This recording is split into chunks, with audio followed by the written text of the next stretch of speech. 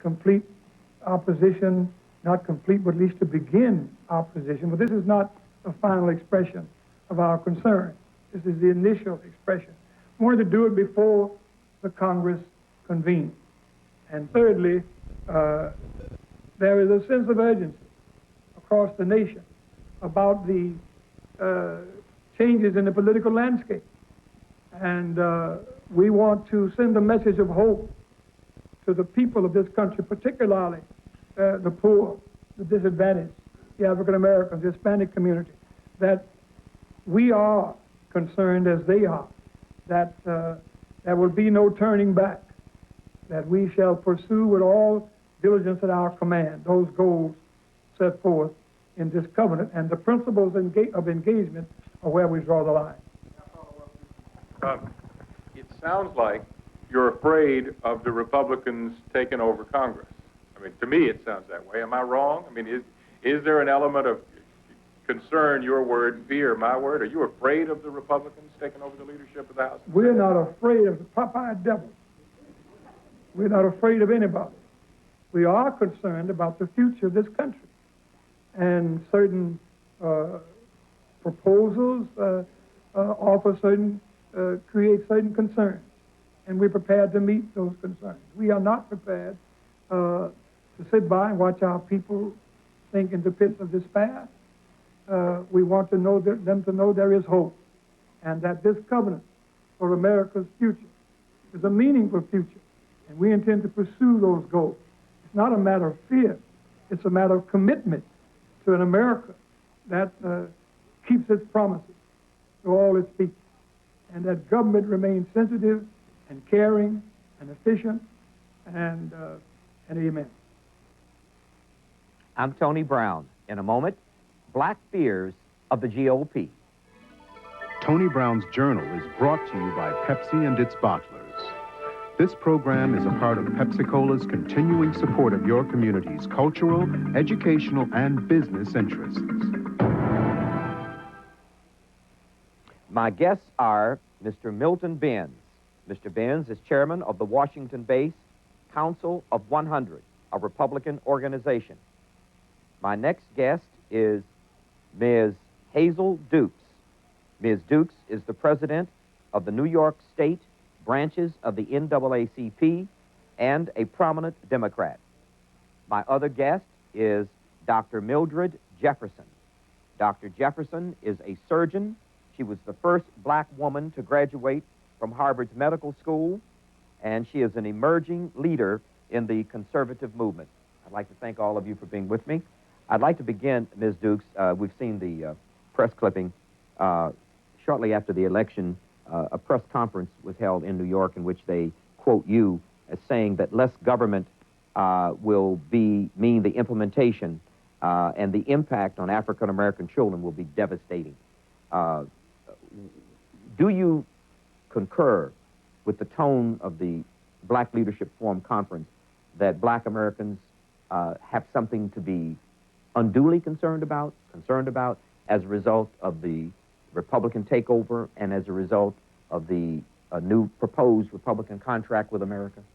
Yes, I think that we have a right to be concerned. I don't think overduly concerned. I think what we need to do is sit with persons from all walks of life, whether they're conservative, whether they're Republican or Democrats, black or white, Jew or Gentile, Asian, Hispanics, and come up with some rethinking of our social policies. I think that's what the contract of America is addressing.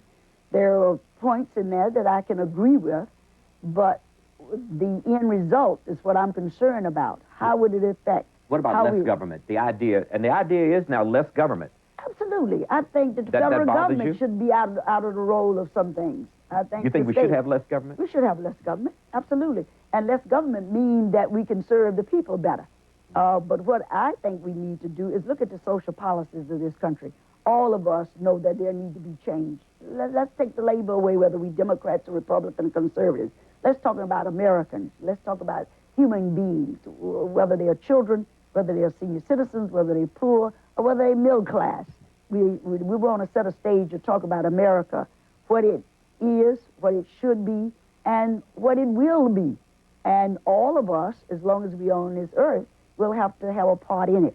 I think we need to have a real dialogue on the social policies of America. Are you We can't stop it. Are you prepared to say, or do you agree that the social policies essentially have failed, as the conservatives allege, that we need to really reform them because they haven't worked? Or do you think we should reform them for some other reason? No. Some things have not worked and some have worked. And what we need to do is not just throw out everything. We need to amend some of them. We need to extend some of the items that has been working for us in social policy. And then we need to rethink some of them. None of this can be done in a vacuum. You must look at our education systems, institutions, from elementary, from daycare to graduate school. We must look at employment in this country. What is going to be a job for you, even if you finish college? What is going to be the end result? Most of us look for employment when we finish anything, training, job training, skilled work, unskilled work. What am I going to do after I'm trained for it? Let me, if I may, go to Dr. Jefferson. Do you share these sentiments? Do you believe that there is reason for concern, blacks specifically, to have concern about this proposed Republican contract with America? No, I don't believe that they do at all. And in fact, I find it very sad listening to that news conference because people haven't understood that they are not owned by any one political party. They were not owned by the Democratic Party. They didn't give up bond slavery to accept stomach slavery from the Democratic Party. But it seems as if at least the speaker at the conference felt that now nothing would work for them and they would be cast into outer darkness.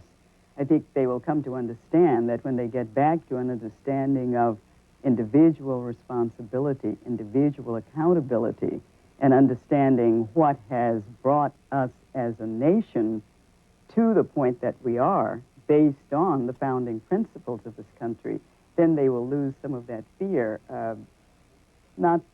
I guess this year I had more chance than usual to look at some of the Martin Luther King Jr. Day commemorations, and I saw the different celebrations, and I would guess that 80% of the people that were commemorating his birthday hadn't the faintest idea of what his legacy and actual message had been, because if they want to follow in his footsteps, they're going to have to change their whole orientation to life. His Gandhi spiritual and political philosophy combined with the Old Testament and New Testament Judeo-Christian moral tradition gave a foundation for his actions, a moral context for his actions. Well, why have they've these forgotten this? Why have these programs, in your opinion, failed? Why have the social programs failed? First of all, do you agree that they have failed? I believe they have failed because as I look at people at all levels, I mean people with advanced degrees, there is a sense of undercutting within people, the sense that they can be responsible for their own lives. They don't have to have someone in a program running their lives, every part of their life. If we agree that the programs don't work, who or what is responsible for them not working? Partly. Wouldn't we have to know that before we change them? Well, I think some of us do know that, because you will notice that many of the problems escalated once the social welfare system was kicked up to the federal level. Yet there was a time when this was very necessary because of segregationist policies in different parts of the country, not just in the Deep South, so that it was necessary to have the federal oversight, but those times have gone now. And you will notice the longer that dollar has to travel, the fewer cents are left for the people who need it. And the more the people need the help, the closer the source of that help should be. So that if we could just start by getting it out of the federal budget and getting it back to the states, that would be a beginning. But now you're a Republican, and Republican philosophy is less government. Not less federal government, not less state government, less government. Less government. What will change Well, if the state governments become what the federal government is? if government is government, they will. Yes, won't but if we start at the federal level, it's going to have an influence all the way down. Oh, we're going to cut the state government too. Yes. But will we cut the state government by transferring federal programs to it so it'll grow? No, it's just taking back what the state did better.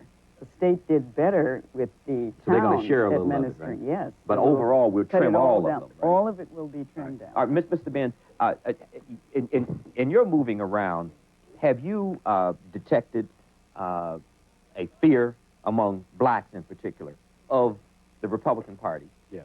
And B, in particular, Time Magazine has a quote here, Jack White, who is a black writer of Time Magazine. I don't have it, but he quotes a black publisher in California as calling Newt Gingrich one scary white man.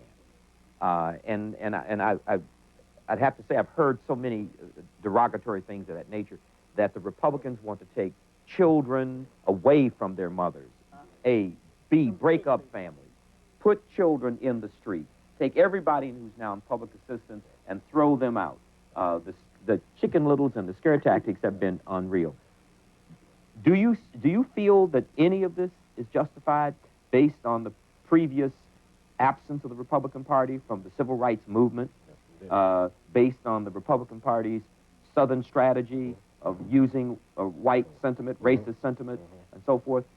If you do you feel, based on that history, there is a reason for blacks to be as concerned, not to be concerned, but as concerned as the black leaders are in particular? I absolutely think so, Tony, and I'll tell you why. I think if you look at what happened on November 8th, you'll see both an upside and a downside. The downside, and which really ought to be a call for alarm among African Americans, is the absolute destruction of 25 or more years of accumulation of African American political power, at least at the congressional level. And then if you look at the impact of what happened at all the various state levels in terms of the Republicans capturing the governorships and are retaining the governorships, capturing state legislatures. One example would be in the state of California, where there you have a situation where Willie Brown, the former chairman, but leader of the assembly, is now in the position of losing that seat. Well, I see part of what I view in terms of our issue is the progress of African Americans. Now, that particular part, Tony, has had a downside because it has been progress on the political side in one party, which has created the situation that led to the absolute destruction of it when it came on November 8th. Now, that's the real downside, and to me, that's a real reason. But I want to go back to a premise, yes. just a premise that you're holding there. You're holding a premise that any black can represent any other black. Yes. Isn't that kind of contrary to what every other race is about? I mean, don't white people have liberals and conservatives? Don't white people have rich and poor and men and women? I mean, are you saying that 38 Democrats in the Congressional Black Caucus who vote represent 32 million black people with the agenda that the Congressional Black Caucus has? No, absolutely not. Well, isn't there something more important than just being black and being in office? Well, I think, Tony, there. Tony, I think you got. See, we have to see, Tony. Our history didn't begin on November 8th. You know, we have to keep our history in mind. Let me ask you the question another way. Okay. This is one of my mentors. Yes. Man, I really respect. Would you agree that the Congressional Black Caucus's agenda is very, very left? The Congressional Black Caucus agenda, particularly as it is articulated out of Washington and is carried in the press and media. Does that represent Milton Benn? It absolutely does not represent Milton Benn because but Tony, let me finish. This is very important because it continues to treat the African American community and all African Americans as if we are a monolithic group. One. Two is if our entire agenda is about welfare and social programs, which is absolutely untrue, and which is essentially about So you're making a case for representation, aren't you? I'm making a case. You're not making a case for black representation, right? What I'm making a case for, Tony, is this: is that the interests of the entrepreneurial class in the African American communities across this nation, right, the vested interests of the African American middle and upper class in this country are completely ignored and not represented by the views. I think what we've done, we have allowed the media to set this agenda.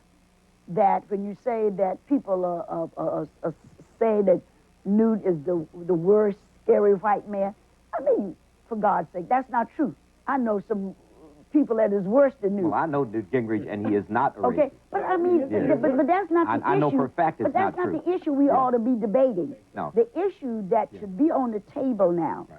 We all agree, I believe, whether you're Democrat, Republican, moderate, whatever, there must be some changes in the social policy of America.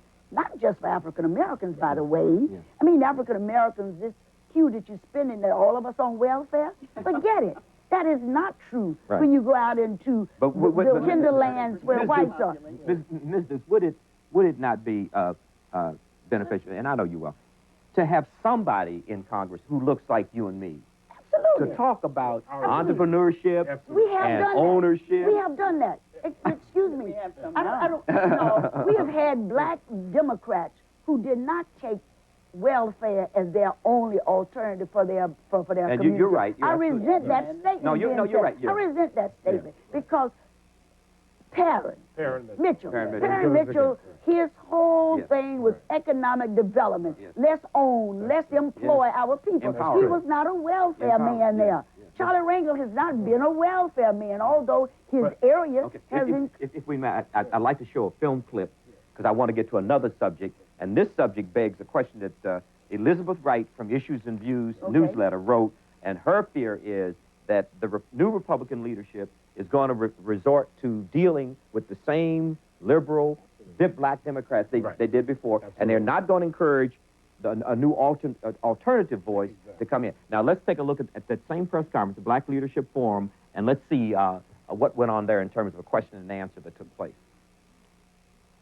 Forwarded the Covenant for America's Future to the Republican leadership. Newt Gingrich, have you gotten any reaction from them? Have you asked for a meeting? We just did get it ready to forward it to you. I know that black leadership has demonstrated a remarkable capacity to do things swiftly and yet efficiently. But at this time, we beg your forgiveness. We were not able to deliver this to the Republican leadership, but we do plan to deliver it. We do plan to meet with them, to confer with them, to cajole, plead, encourage, pray, urge, whatever is in the context of nonviolence, to that their government would be one of sensitivity and caring. We want we don't want a faint-hearted government. We don't want a government that has heartless. We want a stout-hearted government, a warm-hearted government that responds to the needs of the people as government ought to do. You have at least one representative of the Republican Party among We the have group. more than one I'd be interested in hearing what they have to say About what? the result of this meeting. And what they It's will in tell this their- statement. It's in this statement. Is anybody here who takes issue with this statement?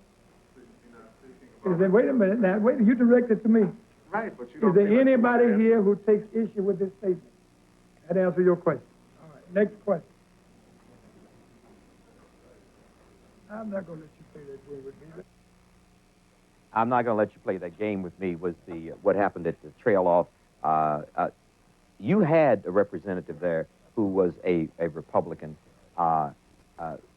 Has your office been invited to a Black Leadership Forum announcement prior to this one? No. Why, in your mind, do you think you were asked to be represented there as Black Republicans? Tony, I believe it goes back to the founder of the Council of 100. Samuel C. Jackson was also one of the persons who helped to create the Joint Center for Political and Economic Studies. He was a part of laying What the year was foundation. That was back in the probably the early 70s. Why haven't you been invited until 1994? Tony, sometimes you have to, Tony, That's not true, Tony. That's not true. Hazel, let me say this.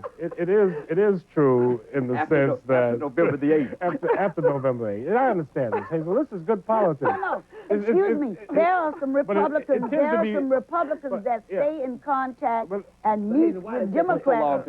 I don't know about that group. I'm not in charge of that group. We know that. Yeah, but I'm saying there are African Americans. But it is kind of conspicuous that for almost 20 years they didn't invite anybody, and suddenly they ran over to Milton Benz and said, "Please come over and sit on the stage with us." Well, why do you think you were invited, Brother Ben? I think I was invited because they know about the moderate, progressive voice of the Council of 100 over the years. We have fought against the Southern strategy. Is the reality, Yeah. and I want to do some Yeah. service of time, Okay.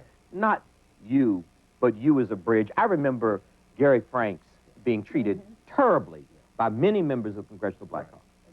And he said they treated me nice when Reagan was in the White House because they needed me as a messenger boy. Now with Clinton in the White House, they say all these bad things about me. Isn't it, and maybe I'm being whatever, cynical here. Aren't they really after you, not because you're such a great guy? You know, we all know Council 100 is pro-black, pro-community, and Republican, pro-business, all the rest. But isn't it now that you can be a bridge to people in power? Right. Isn't that kind of a superficial reason to ask you to participate? I think it's superficial, but it's political. I would describe it as political, smart politics, and they're playing smart politics. But now you got a representative sitting there, and the chairperson would not let your person. Right. Now, am I wrong by saying not let? Well, but someone in your office told me that I was wrong. It wasn't they wouldn't let her. Well, Tony, she didn't want to say anything. I'll just tell you this, Tony. He was a good chairperson. He has to control his agenda and control his meeting. What I have advised, and I have said this a number of times, the Republicans in Congress now need to establish a credible African-American Republican liaison. And, I mean, they absolutely, if they make the mistake of only going to the traditional Democratic black leadership. But that's what's happening here. But we cannot allow that to happen. We must make sure But you've become a part of that establishment, haven't you? But, Tony, that's answering the call. The call for what? Answering the... For more welfare? No, Tony. And Jefferson said there wasn't enough entrepreneurial representation there. Of course not. Let me tell you something about what I believe now. But I have to get Dr. Jefferson. Okay. We've been 2 times. Yes, I'm not part of any of the traditional groups. I'm part of the Republican Revolution, because I have been part of it helping bring about the Reagan election in the first place, suffering the setback when we lost the White House, but the work that we've done over the years helped bring about November 8th. And I find it very difficult when I see people like Newt Gingrich and even Jesse Helms demonized by the media, because I have worked with Senator Helms over 2 decades. And I know very well that he is committed to doing the things that are actually of benefit in solving the problems of our society. I'm Texas-born, and Lyndon Baines Johnson was the first political We got a couple person I minutes. noticed. Now, who should the Republican Party work with in the black community? A, should they work with anybody?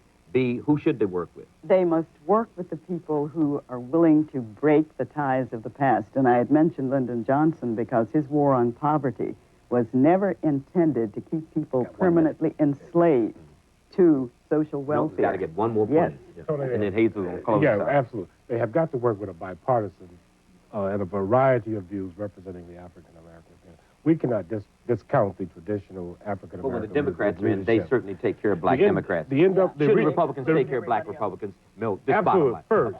Hazel, please. I believe that we're going to have a new agenda to revive America to serve all its citizens.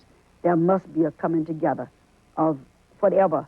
And that includes blacks coming together, right? Blacks coming together for whatever persuasion. I think it's about time. I happen to agree with you on Lyndon Johnson. No, it was not. I can point to you now, women and men who left the welfare rolls, hold master's degrees today, hold jobs today that they never would have held before, because there was a path, a career path from them. I know LNNs, I'm holding time, and we're out of it. And I'd like to thank all of you so much. Thank you so much.